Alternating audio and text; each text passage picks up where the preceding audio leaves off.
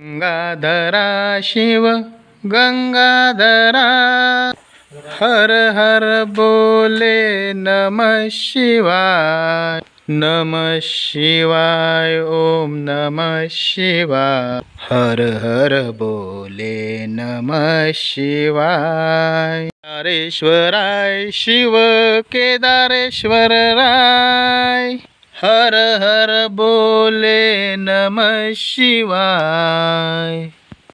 जय शिवराय, हर हर महादेव। मित्रांनो, भटका traveller YouTube चॅनलमध्ये आपल्या सर्वांचं स्वागत आहे। कोकण सिरीजमधला आपला पहिला लोकेशन तर कंप्लीट झाला। आता आपण दुसऱ्या लोकेशनवर जातो आहे। त्याचं नाव आहे सप्तेश्वर टेम्पल, जवळजवळ परशुराम टेकडीपासून 7 ते 8 किलोमीटरवर। चला जाऊया आपण। मित्रांनो, आपला प्रवास आपण चालू केला आहे। सप्तेश्वर मंदिर जवळजवळ 7 ते 8 किलोमीटरवर आहे। पुढे निवृत्ती आणि प्रेम सर आहेत। ऊन असो, वारा असो, पाऊस असो, आम्ही भटके आहोत, आम्ही तर फिरणार आहे। चला।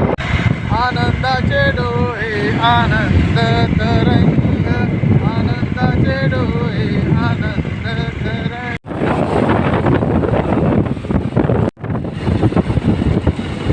दाभोळ 12 किलोमीटर। मस्तपैकी सुपारीच्या बागा लागल्या तिकडं। हेच तर कोकणचं वैभव आहे। फक्त आपण इकडून आलो, हा ब्रिज लागलाय, नदी दाखवतो तुम्हाला। गाड्या तिकडे साईडला लावल्यात आणि हे बघा साईडला, ह्या साईडला कैऱ्या आल्या, पण भरपूर कैऱ्या आहेत। सप्तेश्वरला जाताना पुन्हा एकदा आपल्याला ओढा लागलाय। पाणी एकदम निवळ आहे, फक्त तिकडं पूर्ण तळ दिसतोय, खूप भारी। इकडे प्रेम सर आहेत। प्रेम सर कसा आहे? एकदम शांत, एकदम मस्त, एकदम भारी। माझ्याकडे शब्दच नाही। कोकण आहे भाई, इकडे जंगल, अजून काय पाहिजे। भटके आणि आम्हाला साथ देणारी आमची गाडी एक नंबर। सप्तेश्वर मंदिराजवळ आपण आलो आहे। आपल्या गाड्या पार्क केल्या आपण तिथं। दुसरी गाडी आपली इथं आहे, पाठी दाखवतो।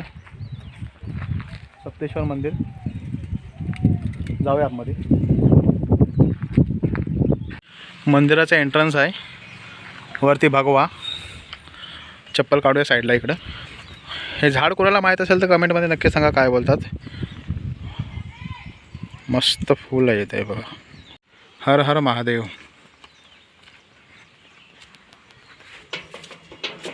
रम्य वातावरण। जाऊया आतमध्ये, आपले मित्रमंडळी बसलेत तिकडं। भरपूर असा एरिया आहे मंदिराचा। वरती बघताय पूर्ण लाकडाचा आहे हा एंट्रन्स असा। बाहेरची साईड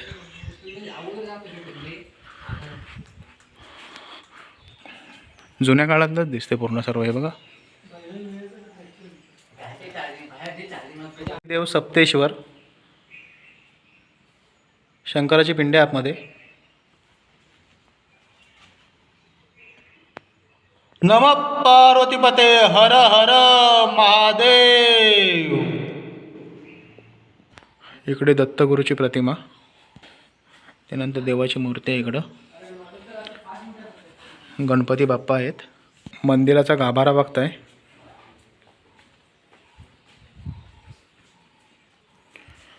प्रसन्न वातावरण, एकदम शांतता आहे। आता आम्ही चौघच आहोत इथं, अजून कोण नाही सध्या इथं। जरा बाहेरचा नजारा, दीपस्तंभ बघूया आपण। आपण मंदिर बघताय तुम्ही, पूर्ण लाकडाचं आहे। जय श्रीराम। हनुमानाचं मंदिर आहे बघताय।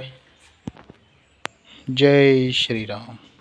मंदिराची पाठची साईड जुनं स्ट्रक्चर एक नंबर आहे। श्री दुर्गादेवी प्रसन्न।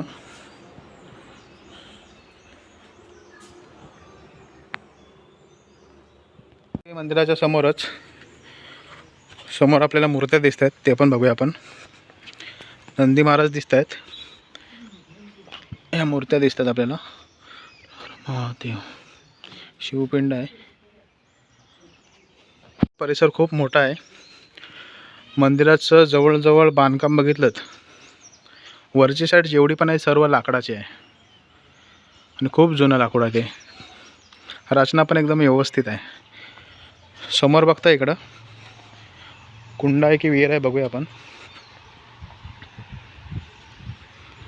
पाणी दिसतंय, मासे पण आहेत. एवढ्या उन्हाळ्यात पण पाणी आहे.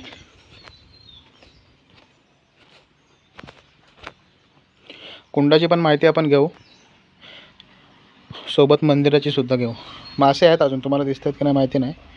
हे बघा, दापोली कोळथरे जवळील पंचनदीचे सप्तेश्वर मंदिर आहे. रत्नागिरी जिल्ह्यातील अत्यंत प्राचीन आणि शांत शिवमंदिर आहे.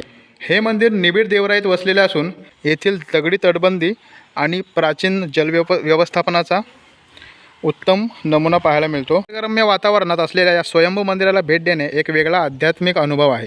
त्या साईडला जातो आपण. इकडं पण एक मंदिर आहे.